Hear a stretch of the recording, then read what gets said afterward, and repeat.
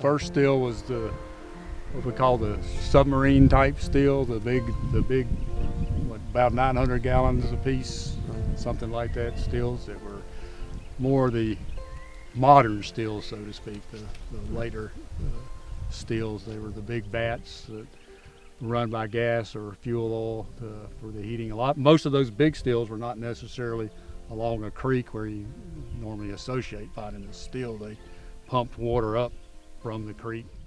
And I think this site has 6 of those 900-gallon tanks. Right. So this was a big manufacturing operation, and they could run the mash 3 or 4 times in those stills, and they might make 700 or 800 gallons out of those things.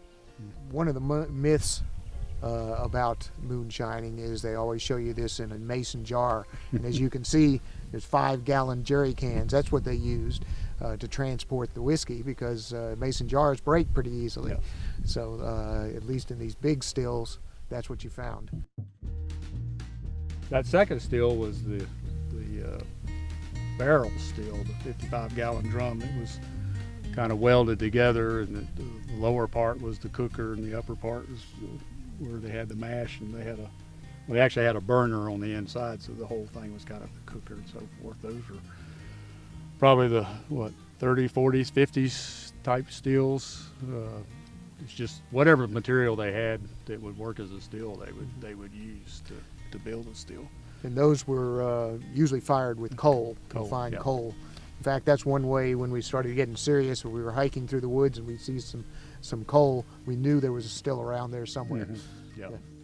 And getting back to that third, we actually saw the 3 types of steels. That very last one which was the rock fire pit, which is kind of the old, that's what we consider the real old-timey ones that use the turnip, or what they call the kettle on the top, the old, most people think of as the copper kettle with the funnel coming out. Those were the old fire pits that we saw. So some of those we feel sure are well over 100 years old. We found a couple areas that we call ambush sites, and there wouldn't be a still around it, but there'd be a bunch of 5-gallon jerry cans or 2.5 gallon cans where they were bringing the whiskey out, and maybe the revenuers were laying in wait and jumped out and arrested them and busted all the cans and threw them over the side. Those are interesting too. Mm-hmm.